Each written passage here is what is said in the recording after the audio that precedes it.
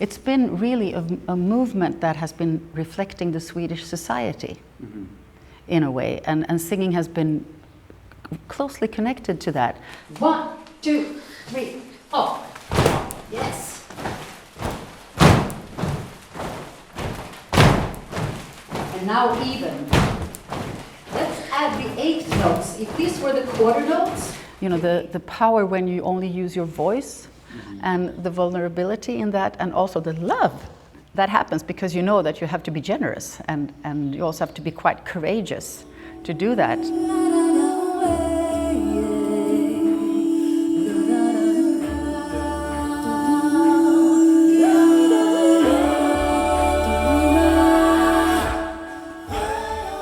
Ich habe eben ein Gespräch mit Katarina Henryson geführt, einer schwedischen Vocal Coachin, langjähriges Mitglied der Real Group, eine super erfolgreiche A-cappella-Gruppe aus Schweden. Wir haben über kulturelle Feinheiten im Chorsingen gesprochen, Unterschiede zwischen Schweden und Deutschland, aber auch das besondere Verhältnis zwischen Raum und Stimme, was sie immer wieder behandelt in ihren Workshops. Sie ist einfach eine total inspirierende Frau und ich habe das Gespräch so genossen und so viel daraus mitgenommen.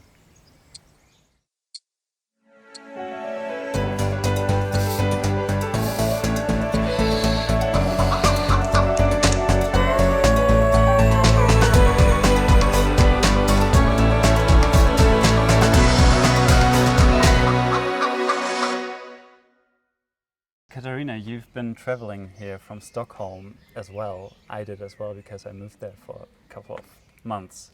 So does this feel like the first real day of summer? This is absolutely the first real day of summer. It was so cold in Stockholm yes, too. It was. For a cold spring. Yes. So this is shockingly wonderful. I mean, we have 30 degrees. I know, it's today. insane. My brain is like boiling, but it's okay. And that really fits because people say Freiburg and the surrounding is the most northern part of the Tuscany. All right. So today we can really feel that. This is okay. I never knew that, but now it makes total sense. Yeah, but it's so glad that we are here together at Black Forest Voices. And this is the space actually where you have been teaching and giving a vocal session earlier today. I was lucky to join. Yeah, wow, yeah, I saw you in the crowd.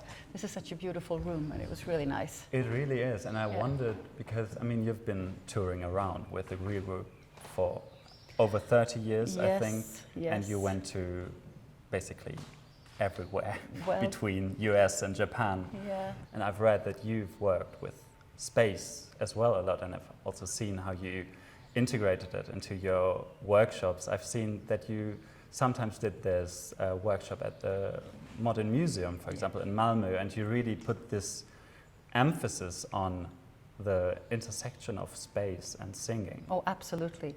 I had the privilege of working with a fantastic performance artist, Marina Abramovic.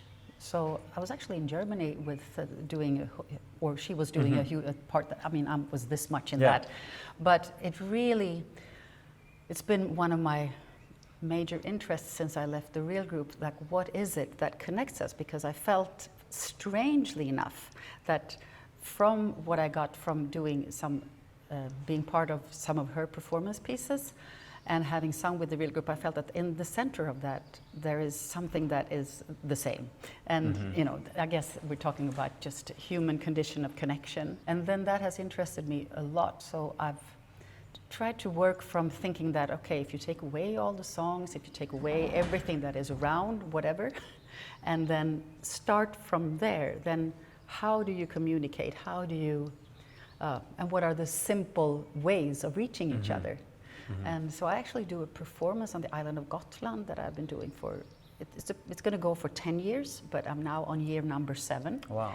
Where we do like a slow walk in a vineyard, as a matter of fact. And it's a long story, but we just meet and you slow walk and you take a note, sing a note, for one step, and then you change. And it's just, so it may sound really pretentious, but I've felt that, okay, walking connects us. When we walk, when we move in a space, we are by default connected. And if we can manifest that in our voice as well, then that gives us even more of a feeling of connection. So that's what that thing is about, and also over time. Yes. I mean, it was only a short impression when I joined your workshop, but I could really see that this plays a huge role for you. It does. The relation to a room and to really connect. Yeah, it does. And I don't know what that is. So it's something that I'm investigating and trying to understand. And I feel like, you know, it goes into philosophy, it goes into it goes into so many things that I know nothing about. But I'm trying to still have the courage to just do it and go from there. And then I'm thinking, as I get older, maybe I'll understand a little bit. And it's not really a goal anyway to understand it. I think it's just to pursue connection from different angles. Real group, totally one angle where you know exactly what you're going to do, and you're like a sports person really with music, because you have to be, you know. And then this is maybe the same thing, but just from another angle. So I'm deeply interested in that. I can see that. Yeah. And as we have such a beautiful space, maybe we can sit down for a Why while. not? We can walk slowly. Oh yeah, Yeah. should I? No. We've done that today Yeah, already, no, we're done. We're fine. Yeah. We are in Germany at the German festival, but you're of course also here with this Swedish perspective. And I've seen, or I've read that you went to one of the choral schools in Stockholm, right? And Sweden in general has this big presence of choral music, and these schools are part of that.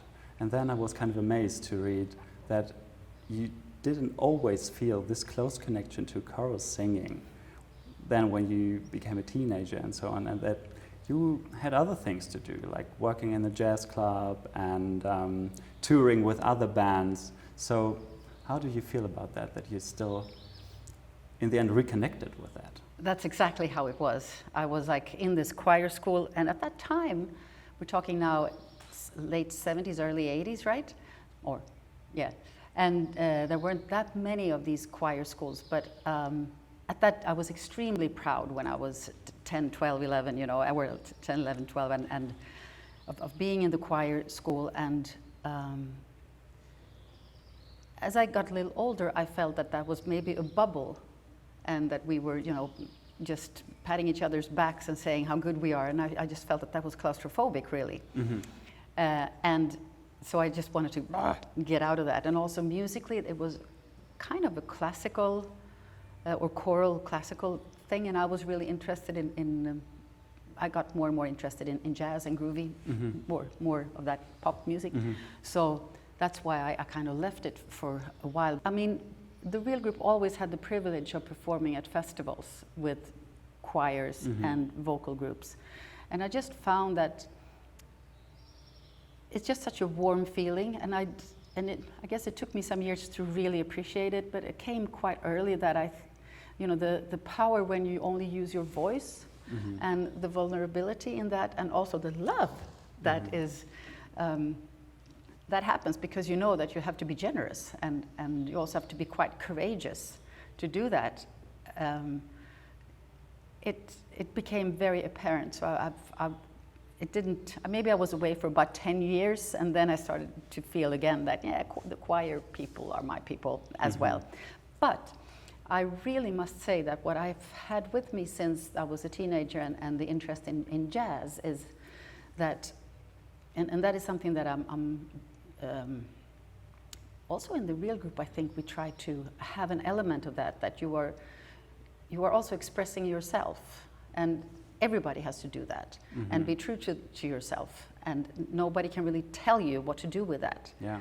And that can be incorporated in collectiveness as well. And now I'm struggling with, you know, you take all these circles, right, with how you feel about things. And now I'm starting to think that, the choir is the best thing. Because there's like no expressing, I mean, don't get me wrong, I was going to say no expressing yourself. There is a lot of expressing yourself, but there's a lot of music that just needs to be expressed. And of course, you have to bring your whole self into that. But at the center is this legacy and this tradition, and how you develop that with the music that is at the center. And that is, so again, that's why this performance thing for me has been like, okay, that's maybe where I come in the picture, again, after all, taking all these circles. What really stuck with me now is that you said that you kind of reconnected to that choral tradition that you one day came from. And I also thought about that because, I mean, the Real Group did some very traditional and, really took on this legacy, for example, with Erik Eriksson, the very popular choir master from Stockholm, who's kind of a legend in this culture, and you did a wonderful record about with him and featuring only Swedish choral music, which is a record that is very close to my heart personally. And here I definitely had to think about that reconnection. So we were nerding out on how to find our way to have our modern language without sounding modern, but still not make it, you know, because you can't make anything timeless. You have to be where you are. Exactly. So that was such an interesting process, and beautiful to hear him, you know, talk about it just philosophically, but also have some really concrete examples. You know, it was really wonderful. So maybe that's a nice theme, because I really want to. I'm so lucky to have you as someone from the Swedish scene, and from a German perspective, I feel like this is often considered as a wonderland of choral music, and Stockholm is called, the Mecca of vocal music and so on. So maybe you can tell us, what is it about? Why is Sweden so closely connected to choral music?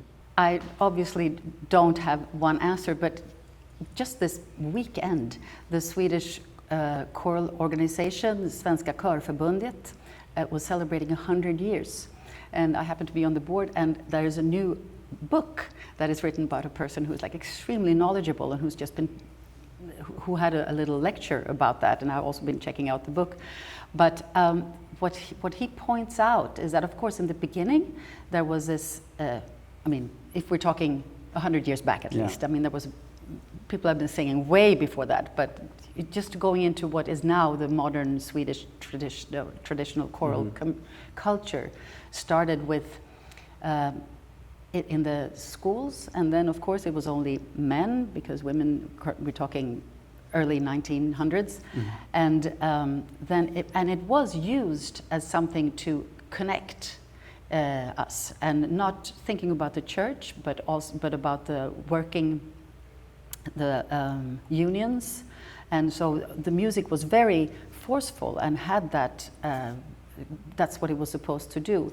And then there was a drastic change. Of course, women started singing also, and in choirs. And in the 40s and 50s, he said, that was like a drastic change, and where the choirs became much smaller and much more artistically, that's when it became like a choral art thing. And then in the 70s, there was this thing that everybody can join, because we had the 1968 movement, and we should have the dancing choirs and the everybody's choirs and everything. So it's been really a movement that has been reflecting the Swedish society in a way, and singing has been closely connected to that.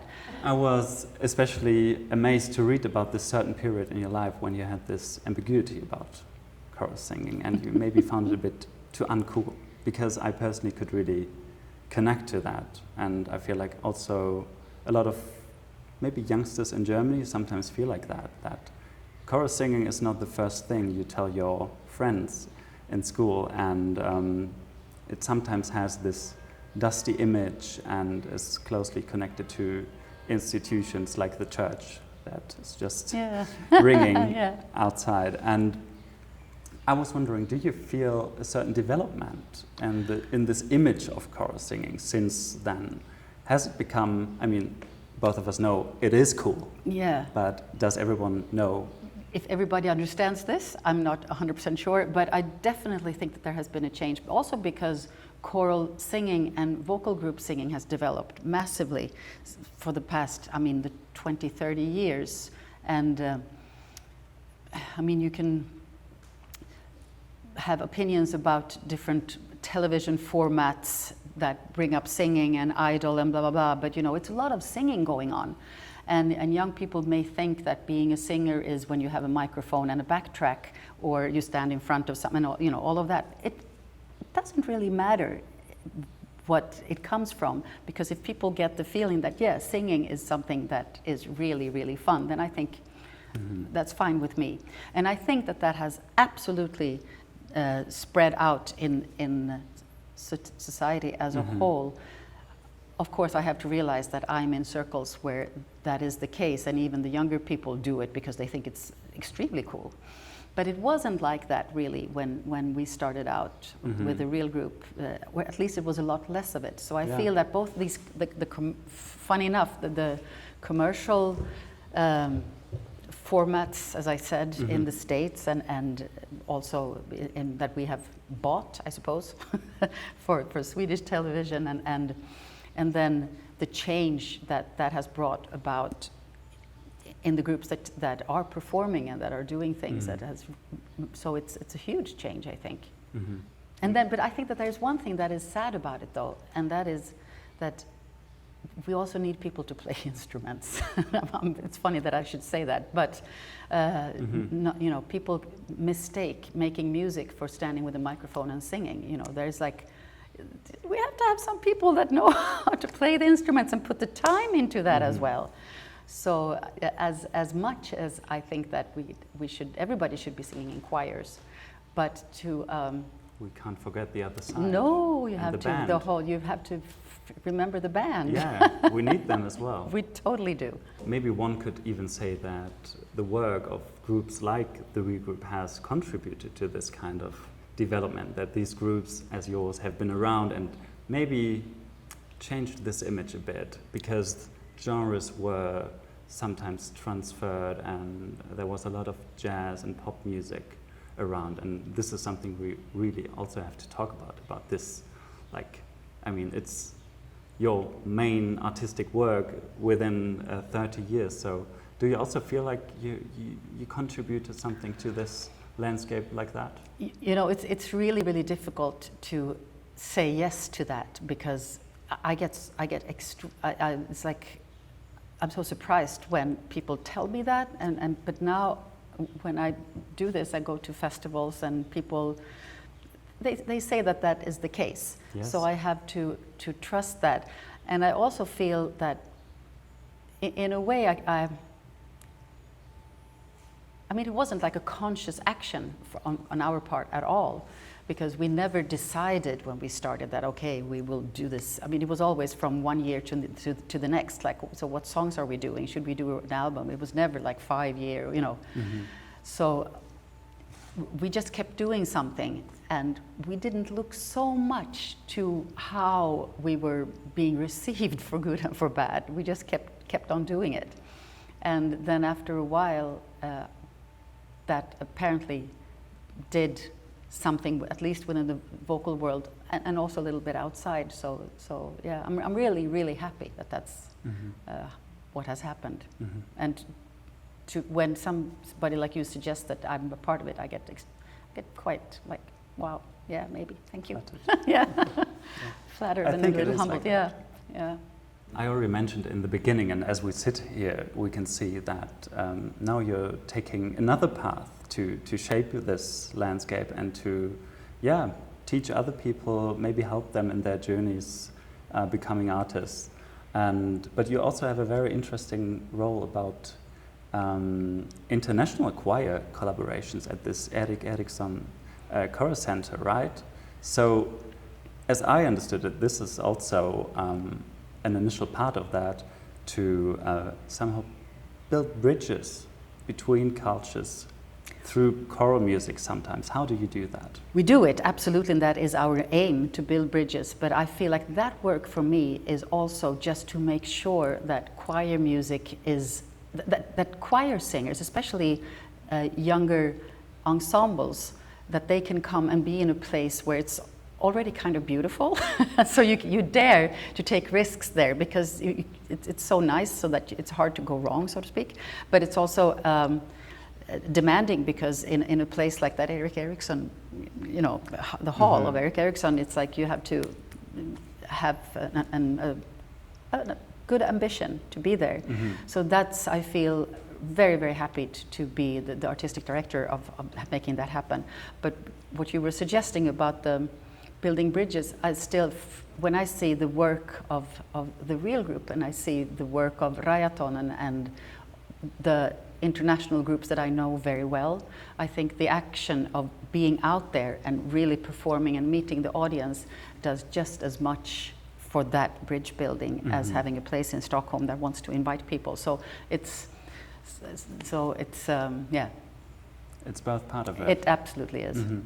As you're in this quite unique position now, traveling around and working with very different groups of singers, I was curious, especially maybe if you come to Germany and maybe compare it to Swedish culture, or not necessarily, but is there something special about the people, a certain practice or a certain sound that you experience here? That is a really interesting question, because I think that there is both a sound of the vowels from the language, which is maybe like the first thing, and also, I mean, not just the vowels, but how you search for the sonic environment. It's just sounds different in Germany, but it sounds different in Italy, it sounds different in the US also. So that does come, I think, with the language, but also with the language really.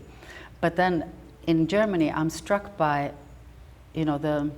the amazing German culture that you have in so many ways, and also about, sometimes I can sense that there is a lack of confidence that, we have the whole vibe, we have this whole history because of political reasons.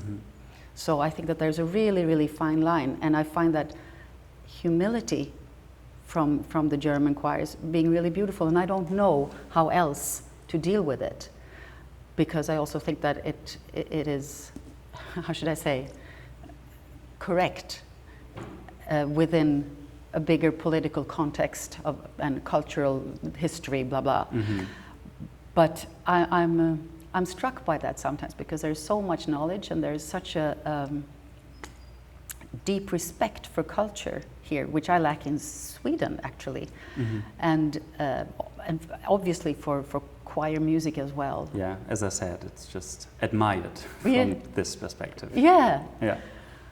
So, but I can sense that, and I'm wondering if that's going to go away within a few generations, for that the German, are going to come and be as powerful as you should be. You have reasons to be musically, and just with that,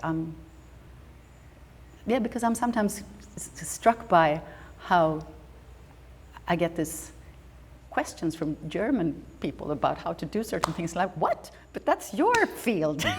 We're learning from you. Well, how can you even, this is what you know. This is what you have in you. Yeah. So that's interesting. And I also feel, it makes me very emotional when I think about that.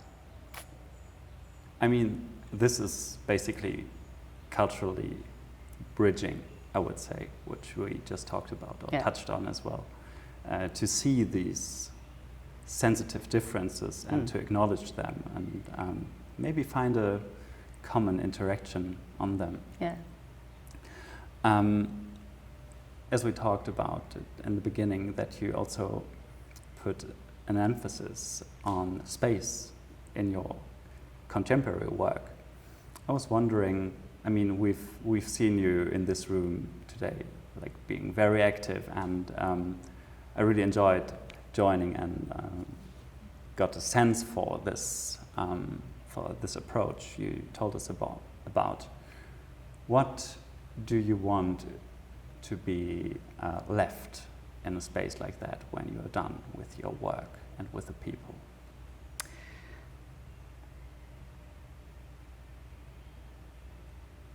I think I want people to feel, that was that.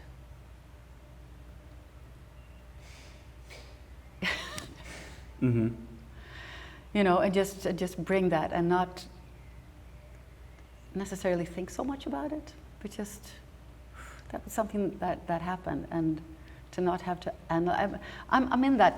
You know, I've been going through so many circles about, you know. So had you asked me 10 years ago, I would have had, you know, so many things that this is what I want, blah blah blah blah.